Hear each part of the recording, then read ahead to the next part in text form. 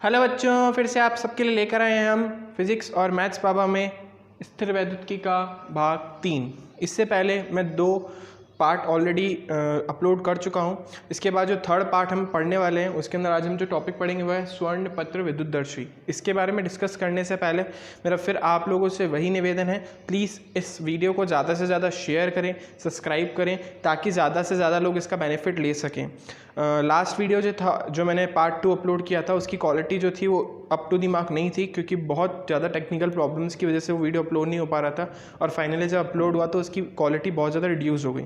सो उसके लिए मैं ट्राई कर रहा हूँ या तो दूसरा उसका वर्जन अपलोड कर दूँ। अगर नहीं हो पाता है तो आपको उसी के अंदर थोड़ा सा एडजस्टमेंट करना पड़ेगा। इस जो वीडियो मैं बना रहा हूँ इसकी क्वालिटी आपको अप टू द मार्क मिलने वाली है। चलिए स्टार्ट करते हैं अपने टॉपिक को, दैट इज़ स्वर्ण पत्र विद्युतदर्शी। तो इसका काम क्या है? इसका काम होता है कि ये पता करना कि कोई भी वस्तु आवेशित है या फिर अनावेशित। क्यों? उससे पहले हम एक छोटी सी बात कर लेते हैं। अगर मेरे को पता करना है कि किसी वस्तु में आवेश है या नहीं है तो मैं क्या करूँगा? मैं उसको दूसरी वस्तु के पास में लेकर जाऊँगा। अगर मैं उसको दूसरी वस्तु के पास में लेकर जाता हूँ तो वो क्या करेगी? उसको आकर्षित करेगी या प्रतिकर्षित करेगी। तो इस केस में मुझे पता पड़ जाएगा कि उस वस्तु के अंदर आवेश तो है, लेकिन दूसरी वस्तु के बारे में क्या? दूसरी वस्तु उदासीन भी हो सकती है और दूसरी वस्तु आवेशित भी हो सकती है। फॉर एग्जाम्पल, मैंने एक रॉड ली, ये पूरी तरीके से धनावेशित है। मैं इसको एक दूसरी रॉड के पास लेकर जाता हूँ, मुझे ये नहीं पता कि आवेशित है या फिर अनावेशित। अभी के लिए हम मान के चल लेते हैं कि इसके ऊपर भी धनावेश है, हमें नहीं पता, लेकिन अभी हम मान के चल लेते हैं धनावेशित है। तो ये क्या करेगी? एक दूसरे को प्रतिकर्षित कर रही है, ठीक है। अब हो सकता था इसके ऊपर ऋणावेश हो। अगर इसके ऊपर ऋणावेश होते तो ये इसको क्या करती? आकर्षित करती। अभी दोनों में क्या होता? आकर्षण होता। तो फर्स्ट केस में तो मुझे पता पड़ गया कि अगर ये धनावेशित है और दोनों में प्रतिकर्षण हो रहा है, इसका मतलब ये भी आवेशित है और ये भी आवेशित है। लेकिन सेकंड वाले केस में जहाँ पर ये धनावेशित छड़ जो है इस ऋणावेशित छड़ को आकर्षित कर रही है, तो ऐसा भी तो हो सकता था कि मैं यहाँ पे एक उदासीन छड़ रख दूँ तो भी इसको अपनी ओर आकर्षित करती, क्योंकि इसके अंदर जो ऋणावेश है, क्योंकि इसके अंदर नंबर ऑफ इलेक्ट्रॉन जो इलेक्ट्रॉनों की संख्या उससे तो ज़्यादा ही है, क्योंकि उदासीन है, तो ये इसको भी अपनी ओर आकर्षित करती। तो इस केस में मैं ये जज नहीं कर पा रहा हूँ कि जो दूसरी रॉड है वो ऋणावेशित है या फिर उसके ऊपर कोई आवेश नहीं है। इसको जज करने के लिए हम किसका यूज़ करते हैं? स्वर्ण पत्र विद्युतदर्शी। बेसिकली इसका यही काम है, हमको ये पता करना है कि जैसे मेरे पास ये मार्कर है, अब मुझे पता करना भी इसके ऊपर आवेश है या नहीं है, तो मैं किसका उपयोग करूँगा? मैं स्वर्ण पत्र विद्युतदर्शी का उपयोग कर सकता हूँ, ठीक है। यहाँ से एक चीज़ और हमें को यहाँ पे समझ आती है कि अगर मुझे पता करना है कि दो वस्तुओं में आवेश है या नहीं है तो उसके लिए बेस्ट टेस्टिंग है उनका प्रतिकर्षण। अगर जब तक दो क्षणों के अंदर प्रतिकर्षण नहीं हो रहा तब तक हम ये नहीं बोल सकते कि दोनों क्षणों में आवेश है अथवा नहीं, क्योंकि जैसे मैंने आपको बताया ना कि अगर ऋणावेशित होती या उदासीन होती, दोनों ही केस में आकर्षित कर रही है, तो इसका मतलब जो दूसरी छड़ है वो ऋणावेशित भी हो सकती है और वो उदासीन भी हो सकती है। मतलब हम ये नहीं कह सकते कि दूसरी छड़ आवेशित है या नहीं है। लेकिन अगर यही धनावेशित होती तो ये तो कंफर्म हो जाता कि ये इसको प्रतिकर्षित कर रही है, इसका मतलब दोनों के अंदर आवेश, और वो कैसे आवेश है? ऋणावेश है। तो इसका मतलब अगर मुझे टेस्ट करना है कि दो छड़ों में आवेश है या नहीं है तो उसके लिए प्रतिकर्षण ही सबसे बेस्ट माध्यम है। उसी के द्वारा आप पता कर सकते हो कि दोनों छड़ों में आवेश है या फिर नहीं। तो चलिए, वो तो एक अलग बात हो गई। अब हम जो मेन टॉपिक है उसके ऊपर आ जाते हैं, वो क्या है? स्वर्ण पत्र विद्युतदर्शी। जैसा मैंने आपको बताया, इसका काम क्या है? पता करना कि किसी वस्तु में आवेश है अथवा नहीं, या इन शॉर्ट हम बोल सकते हैं आवेशित वस्तु का पता लगाना।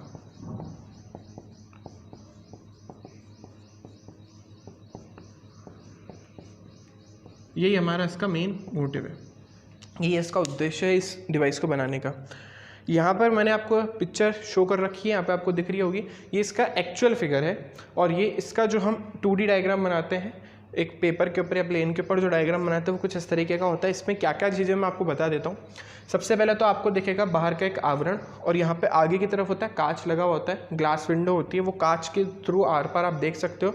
जो एक्चुअल डायग्राम है उसमें आपको इस तरीके का एक स्केल भी दिख रहा होगा। ये स्केल हमको बताएगा कि ये जो स्वर्ण पत्र कितना ऊपर या कितने नीचे की तरफ मूव करा है। वो बात करने से पहले बात कर लेते हैं इसके और बनावट के बारे में। तो जैसा मैंने आपको बताया, एक नॉर्मल बॉक्स है, उसके आगे कांच का एक आवरण लगा हुआ है जिससे आप आर पार देख सकते हैं। यहाँ पे एक भू संपर्कित बिंदु है, इससे ये अर्थ के या ग्राउंड के कांटेक्ट में रहता है। और यहाँ पर भी टिन की पतली पतली स्ट्रिप्स लगी हुई होती है, टिन की बनी होती है, टिन की हम बोल सकते हैं ये पट्टी होती है, एक तरीके की पट्टियाँ लगी होती है पतले पतले। वो ऊपर इतना अभी यूज़फुल नहीं है, बस इसका यूज़ होता है इसकी सुग्राहिता बढ़ाने में। अभी सुग्राहिता क्या होती है? सेंसिटिविटी। इसका मतलब कितना, मतलब हो सकता है ना कि इस वस्तु में बहुत कम आवेश हो सकता है बहुत ज़्यादा आवेश हो। बहुत ज़्यादा आवेश हो तो बहुत इजीली आइडेंटिफाई कर लोगे, आप पता कर लोगे। लेकिन अगर बहुत कम आवेश हुआ तो उस केस में थोड़ा सा प्रॉब्लमेटिक हो सकता है, तो उसकी सुग्राहिता बढ़ाने के लिए आप टिन की पट्टियाँ लगा सकते हो। सो इतना मैटर नहीं कर रहा, वो अभी हमारे काम का भी नहीं इतना। तो बाहर से एक बॉक्स है, आगे से कांच लगा हुआ है, एक बिंदु भू संपर्कित है, ऊपर एक धातु की प्लेट लगी हुई है। ये जो धातु है ये आपका ब्रास है, ब्रास मतलब पीतल। तो पीतल के ऊपर प्लेट है जिसका काम है जो आवेश है उसको कलेक्ट करना, इकट्ठा करना। ये नीचे भी एक धात्विक प्लेट है, धात्विक रॉड है, एक छड़ है, और इसके निचले सिरों पर यहाँ पर 2 स्वर्ण पत्र यानी 2 पन्नियाँ लगी हुई है सोने की, बहुत पतली पतली सी। ठीक है, इतना कम वेट है उनका, इतनी पतली पन्नियाँ हैं। इसकी जगह अगर आप इसको घर में बनाना चाहते हो तो बहुत ईजी, आप यहाँ पे एल्यूमिनियम की पतली पतली फॉइल का यूज़ कर सकते हो, उससे भी ईजिली बन जाएगा। ठीक है, तो यहाँ पर एक्चुअल जो डिवाइस होती है उसमें स्वर्ण पत्र यूज़ करते हैं, बहुत पतली पतली से पन्नियाँ होती हैं ताकि अपन को आवेश का आसानी से पता लग जाए। और यहाँ पर कुछ अचालक रबर जैसा लगा देते हैं ताकि डायरेक्टली इसके कॉन्टैक्ट में नहीं आए, इसके संपर्क में नहीं आए। मेन चीज़ यही है, एक धातु की प्लेट है, धातु की छड़ है, और लास्ट में स्वर्ण पत्र, दैट्स इट। यही इसका मेन मैकेनिज्म है, यही इसकी मेन चीज़ है। ठीक है, एक्चुअल आपको डायग्राम दिख रहा होगा। सो यहाँ पर ये जो स्केल है, ये स्केल अपन को बताती है कि स्वर्ण पत्र कितना आगे की तरफ मूव करा है, और जितना ज़्यादा स्वर्ण पत्रों के अंदर, जितनी ज़्यादा प्रतिकर्षित होगी स्वर्ण पत्र, उतना ही उसके अंदर, उस वस्तु के अंदर आवेश होगा जिसमें आप पता लगाना चाहते हो। ठीक है, तो 2 चीज़ें हम इससे द्वारा पता लगा सकते हैं। एक तो पहला कि वस्तु आवेशित है या नहीं है, और दूसरी चीज़ वस्तु पर आवेश कौन सा है, ऋणावेश है या फिर धनावेश। तो देखते हैं, सबसे पहले अपन पता लगाना चाहते हैं कि उस वस्तु पर आवेश है या नहीं। तो इसका सिंबॉलिक डायग्राम कुछ नहीं, आपको एक डब्बा बनाना है, उस पर एक छड़ लगानी है, और इस पर 2 स्वर्ण की पन्नियाँ लगानी है। स्टार्टिंग में दोनों स्वर्ण की पन्नियाँ क्या होगी, एक दूसरे से इस तरीके से चिपकी हुई होंगी, क्योंकि इनके ऊपर अभी भी कोई आवेश नहीं है। अब जैसे आप इसके पास में कोई आवेशित छड़ लेकर जाते हैं, फॉर एग्जांपल जैसे मैं इसके पास में एक छड़ लेकर गया जो कि धनावेशित थी, और उस धनावेशित छड़ को इसके संपर्क में लाना है आपको। जैसे संपर्क में लाएंगे तो हमने पढ़ा है किसी वस्तु को आवेशित करने के मेथड के अंदर कि जब भी 2 वस्तुओं को आपस में संपर्क में लाया जाता है, और अगर दूसरी वस्तु कोई चालक वस्तु है, तो उनके अंदर आवेशों का आदान प्रदान तब तक होता रहेगा जब तक दोनों के अंदर आवेश क्या नहीं हो जाते, बिल्कुल इक्वल नहीं हो जाते, दोनों के अंदर बिल्कुल समान आवेश नहीं हो जाते। तो यहाँ पर इसके अंदर भी आवेशों का क्या होता रहेगा, आदान प्रदान होता रहेगा, यानी उनका डिस्ट्रीब्यूशन होता रहेगा, यानी आवेश इससे इसमें जाएंगे। कब तक जाएंगे, जब तक दोनों के अंदर आवेश क्या नहीं हो जाते, इक्वल नहीं हो जाते। अब जैसे ही दोनों में आवेश इक्वल हो जाएंगे तो ये जो पॉजिटिव चार्ज है, तो धनावेश है, कुछ धनावेश इधर भी आएंगे और कुछ धनावेश इन पत्तियों में भी चले जाएंगे। अब जैसे ही धनावेश पत्तियों में आ गए, दोनों में कैसा आवेश है, दोनों में समान आवेश है, और समान आवेश क्या करता है, समान आवेश एक दूसरे को प्रतिकर्षित करता है। तो ये क्या करेगा, एक दूसरे को प्रतिकर्षित करेगा, जिसकी वजह से ये जो पत्तियां वो क्या चली जाएगी, दूर दूर। तो नेक्स्ट हम इसके अंदर कुछ इस तरीके से देखेंगे कि जो पत्तियां कुछ इस तरीके से एक दूसरे से दूर दूर चली गई। क्यों दूर दूर चली गई, क्योंकि दोनों पर समान आवेश है, और समान आवेश एक दूसरे को प्रतिकर्षित करते हैं। और जितनी ज़्यादा पत्तियां फैलेगी, दूर दूर जाएगी, उतना ही ज़्यादा ही वस्तु आवेशित होगी, और जितना कम फैलेगी उतना ही वो वस्तु कम आवेशित होगी। इसलिए यहाँ पे स्केल लगी हुई थी। ठीक है, तो इस तरीके से ऐसे अगर इसके ऊपर कोई ऋणावेश होगा तो ऋणावेश इसके अंदर आ जाएगा, इस पर और इस पर भी ऋणावेश आ जाएगा, जिसकी वजह से वापस दूर दूर चले जाएंगे। तो पहली चीज़ तो हमें समझ आ गई कि अगर कोई भी वस्तु आवेशित है या नहीं है तो उसका हम कैसे पता लगाएं। तो बहुत इजी था, मैंने बोल दिया इसको इसके संपर्क में लाइए, आवेशों का आदान प्रदान होगा, और ये पत्तियां क्या चली जाएगी, दूर दूर चली जाएगी। क्यों चली जाएगी, क्योंकि दोनों पे समान आवेश है, और समान आवेश एक दूसरे को प्रतिकर्षित करते हैं। तो पहली चीज़ तो हमें समझ आ गई, जहाँ पर हम पता लगाना चाहते थे कि वस्तु आवेशित है या फिर नहीं। तो ये डायग्राम हमारे पास हो गया, यदि वस्तु आवेशित हो तो।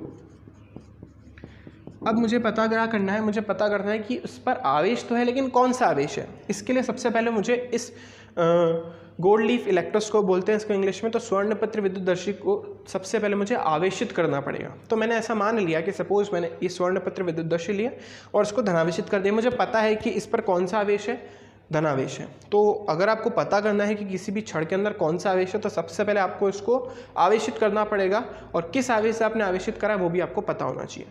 फॉर एग्जाम्पल, मैंने कांच की छड़ ली थी, उसको सूत के कपड़े से रगड़ा था, जब रगड़ा था तो उस पर धनावेश आ गया था, तो मुझे पता है उस पर धनावेश है, तो जब मैं उसको इसके संपर्क में लाऊंगा तो क्या होगा, ये भी धनावेशित हो जाएगी। मतलब मुझे नोन है कि ये जो स्वर्ण पत्र विद्युतदर्शी है वो धनावेशित है।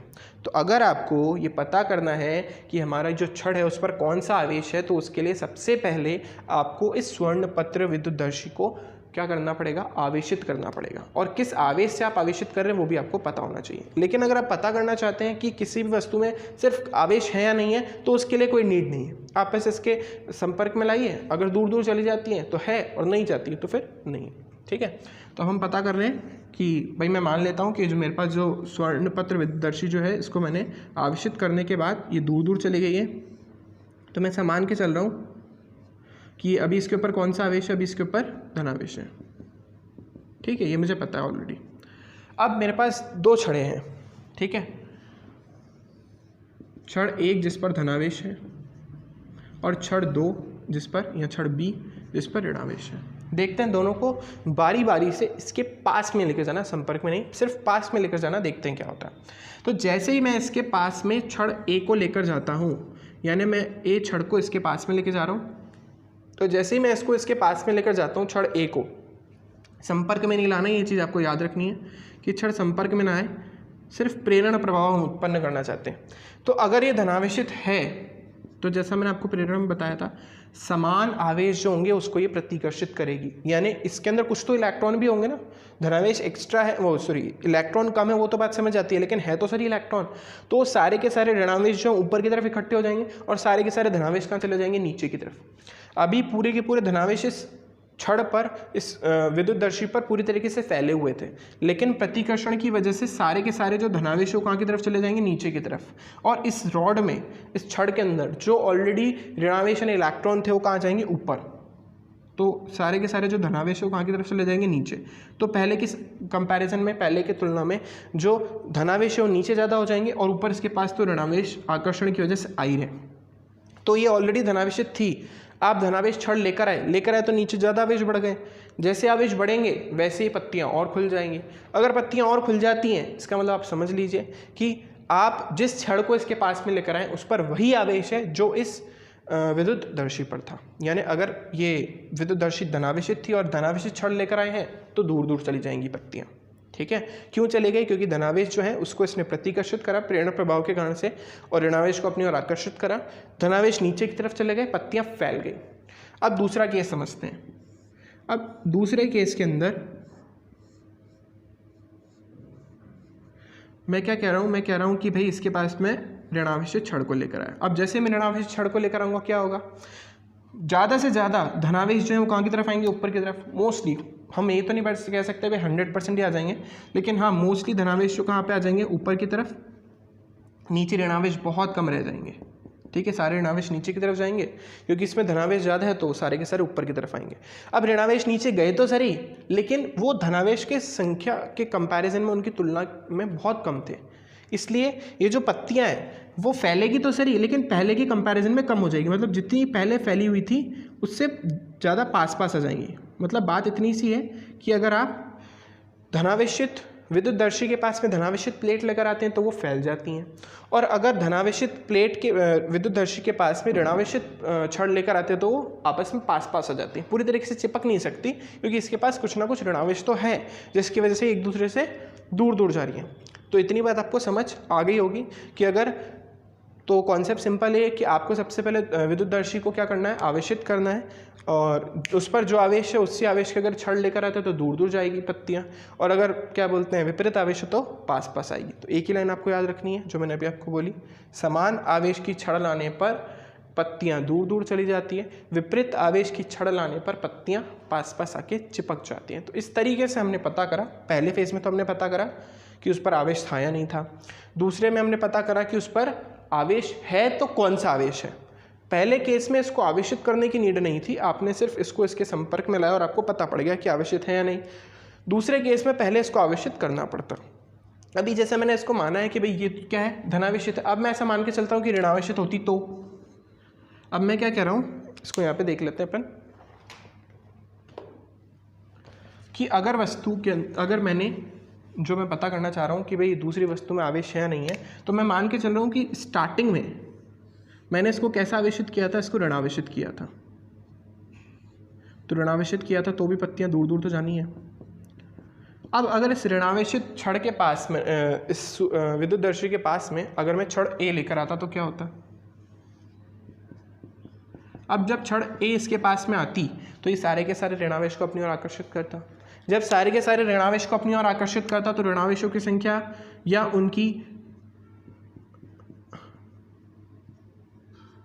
उनकी संख्या या फिर उनका परिमाण ऊपर की ओर बढ़ जाता और नीचे की ओर सिर्फ क्या रह जाते, कुछ धनावेश। लेकिन उन धनावेशों की संख्या ऋणावेश की संख्या में की तुलना में कम है। ये धनावेश इसमें आए कहाँ से?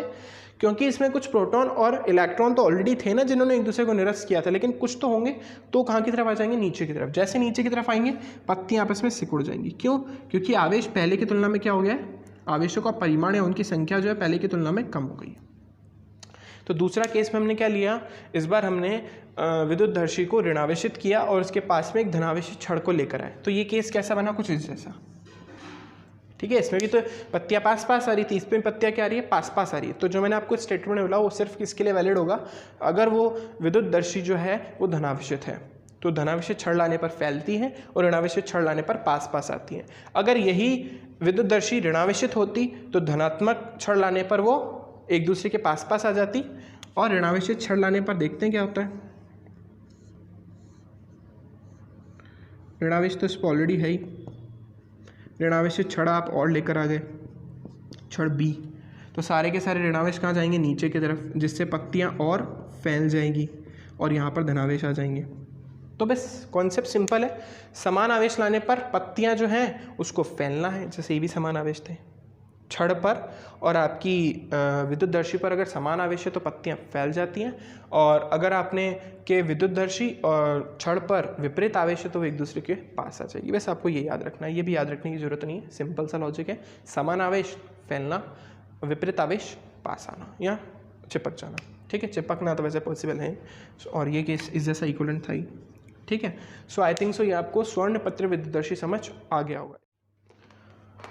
तो इसी पार्ट में हम कवर जो करने वाले हैं आवेश का मात्रक। वैसे मैं आपको बता चुका हूँ बट मैंने बहुत ज़्यादा डिटेल में नहीं बताया था। ये मैंने बता दिया था कि इसका जो ऐसा ही मात्रक होता है वो क्या होता है, वो तो आपके पास कूलाम C से रिप्रेजेंट करते हैं। इसकी विमा के बारे में बात करते हैं तो उसके लिए इसके बेसिक फॉर्मूले पे चलते हैं। I = Q/T। ये विद्युत धारा है जिसका मात्रक एम्पियर है। ये आवेश का कूलाम और उसका सेकंड, तो कूलाम = सेकंड × एम्पियर। तो इसकी विमा कितनी हो गई? m0 l0 t0 t1 और a1, ये इसकी हो गई विमा। ठीक है, इसका जो CGS यूनिट है यानी CGS मात्रक जो इसका वो है स्टेकुलाम या फिर फ्रैंकलिन।